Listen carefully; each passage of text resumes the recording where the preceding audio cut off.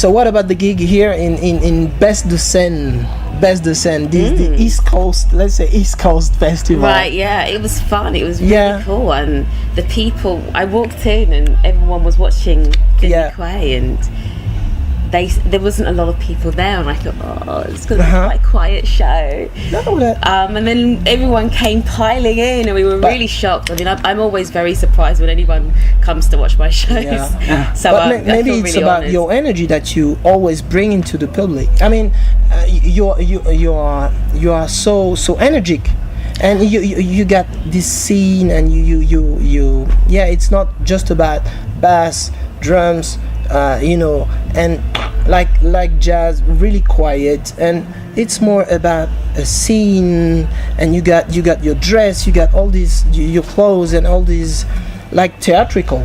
Is that correct? I don't know. I think music is a spiritual language, and I think that it's far more powerful than what you can see with your eyes or hear with your ears. And, to galvanise people into the same room is one of the most powerful things someone can do, and I think music is one of those things, and maybe football's another.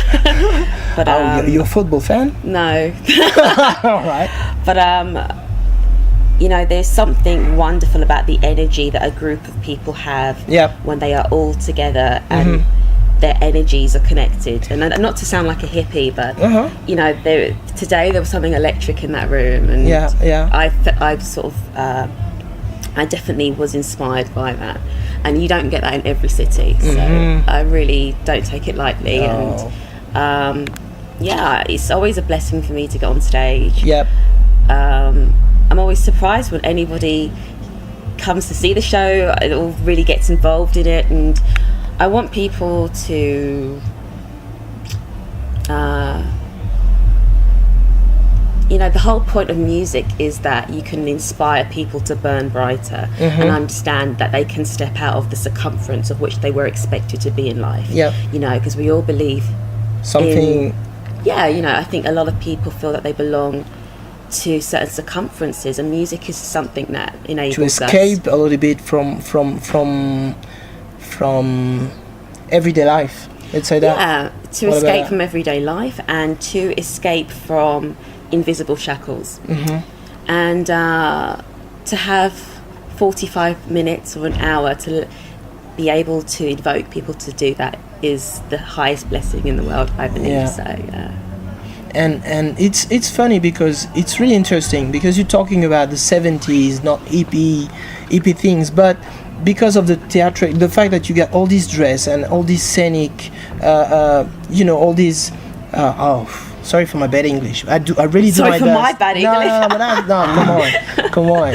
But what I mean is, you got all these this scene with all these, all the chorus guy play, and got also the dress, and you got all like a theater a little bit, and it's a kind of 70s thing, because now when you go in a concert, it's like black dress code and just all right now playing, all right, and you bring color, you bring life, you bring this this life that was in the 70s a little bit. Maybe, when I thought about David Bowie, all the glamorous glam rock stuff, glam rock stuff, all this theatrical stuff, this is a little bit of what do you think about that? I was heavily inspired by artists from Fela Kuti to the Clash. So it was a real melting pot of different things that I had inspirations from. But it's interesting that I use fashion and clothes and costume almost as candy flossing a message that is a lot heavier. That sometimes goes over people's head. Sometimes doesn't. But it's an intense. It depends on the audience. It depends on the audience, and it depends on who's actually listened to what I'm saying. But the costume and the color contradicts that. When you are, for example, to the Afropunk festival, is that different? I mean, the feedback, is that a little bit different?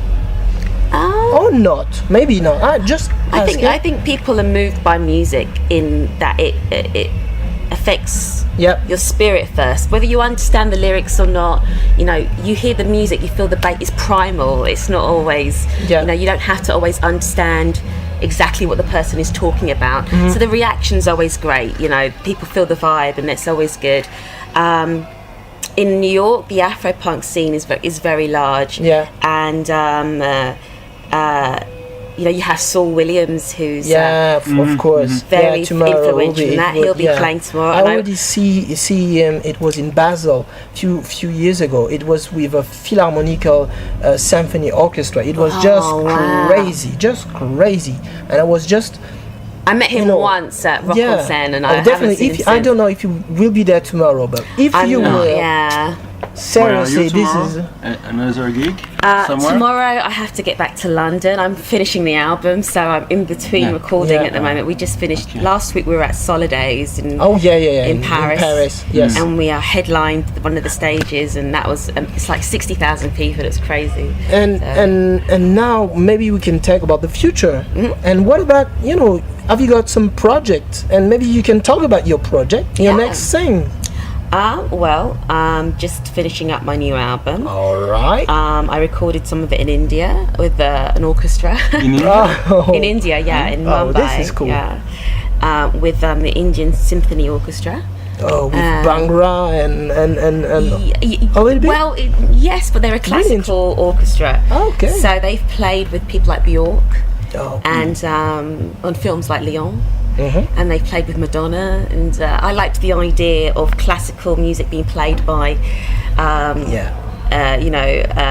to have like a kind of contradiction. There's a juxtaposition. In the first, in the first way, you say, there's the first assumption people make is, so it's going to be like Bhangra. It's like, no, actually, it's a quite classical. The sound that they bring, but it's mixed with different sound.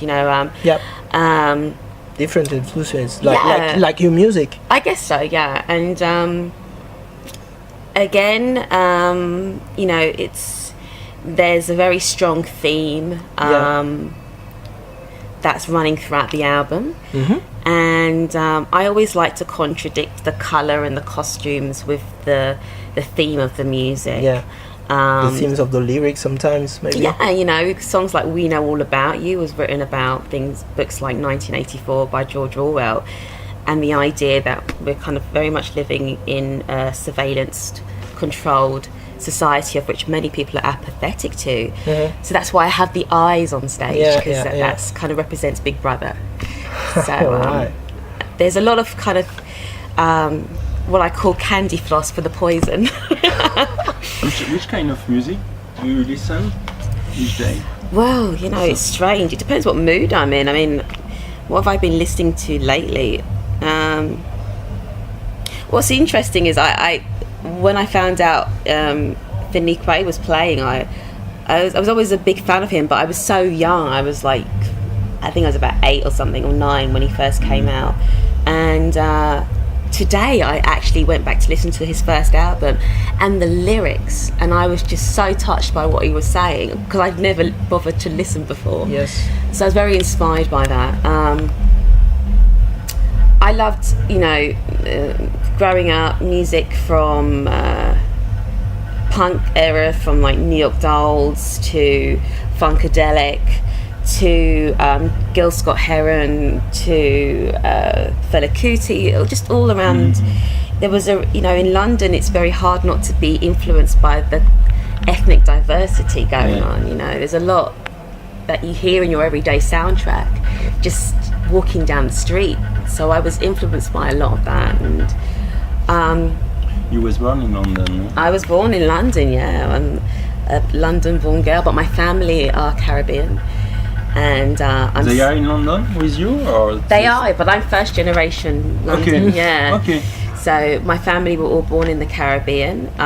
Even my grandparents live in London now. Oh, okay. Yeah, so I know what are you talking we're about. like the Cosby Show, there's lots of us. I know what you're talking about, definitely. Yeah. And you start with music You always music? No, actually, I never ever expected to make music. It was just like this, like an hobby, or? It was a secret hobby, I think. I started off in theatre, doing Shakespeare and acting when I was very young. I always liked entertainment, but I never thought about music. I was always a fan of music, always collected vinyl. And Rainer Trubili. Gilles Peterson, maybe, yeah. She knows. And I decided to make a song for my friends. And then somehow it leaked on the radio, and then the Radio 1, BBC picked it up, and no one knew who the girl was behind the music. Yes. And then it just kind of grew from word of mouth, and it has been growing from word of mouth, and I'm really honoured for that. I'm not a big fan of sort of the social network. I don't mind it, but I find it very difficult. It's really interesting, excuse me to interrupt you, because I'm a blogger, and he got his website, and we got not a different point of view about what you think about social network in general, but it's about the fact that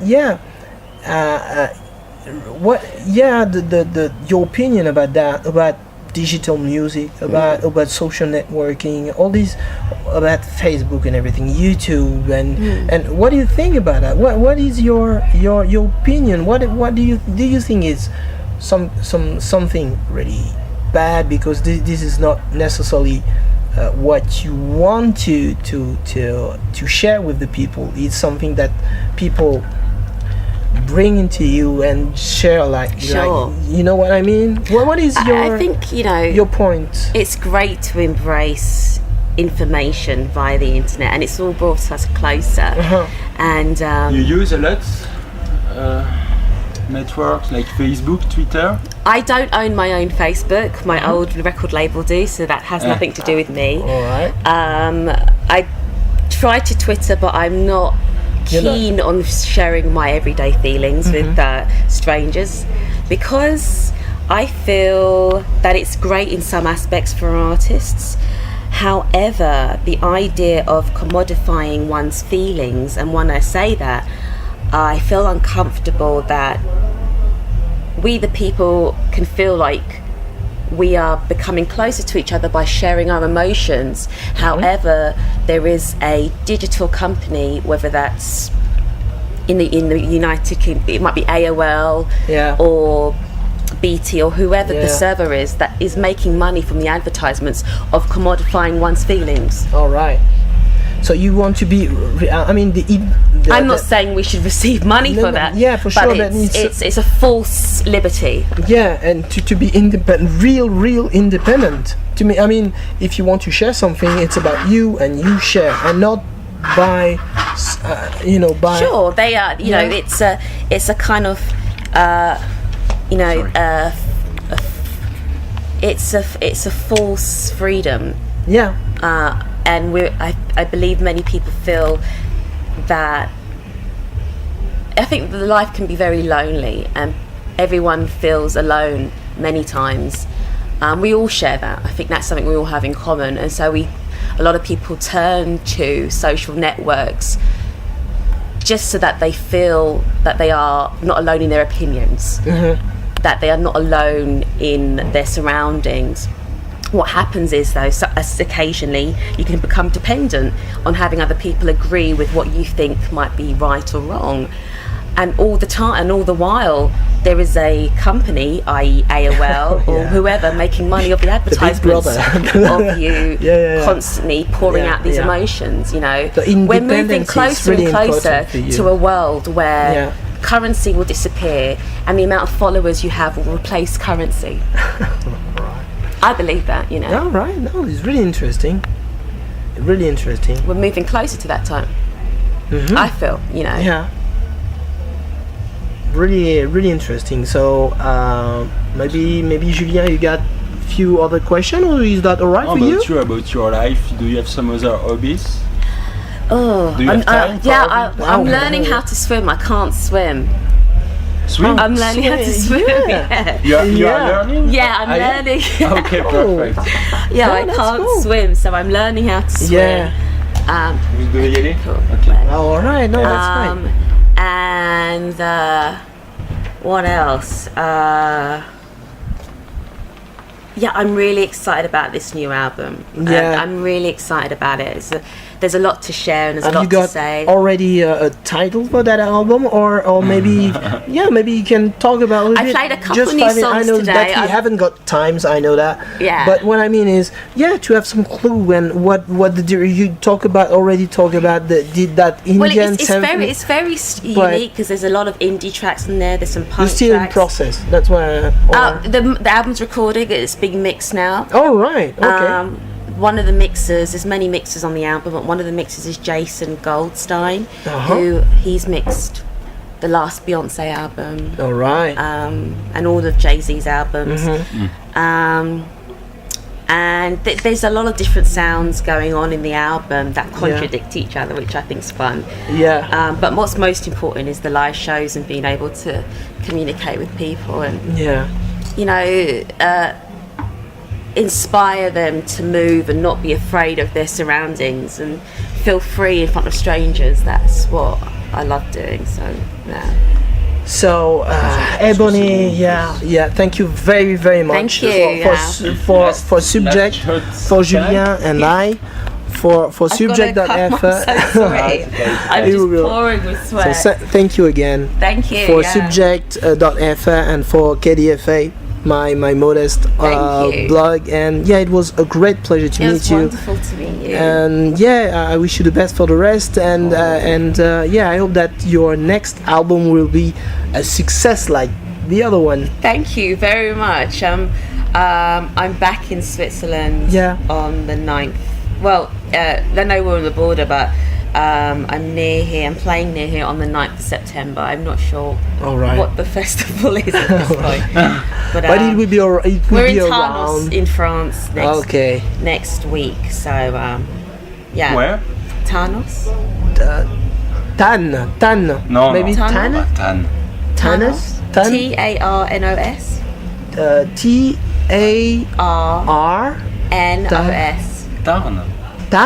Tarn. All right. Okay. Tarn. Sorry. You know. Can we make one? So thank you again, and and what else? I don't know. Je peux faire quelques photos? Mais bien sûr, Julien va lui faire quelques photos et puis on va vous laisser là-dessus. À très bientôt pour maybe une autre interview. Ciao ciao.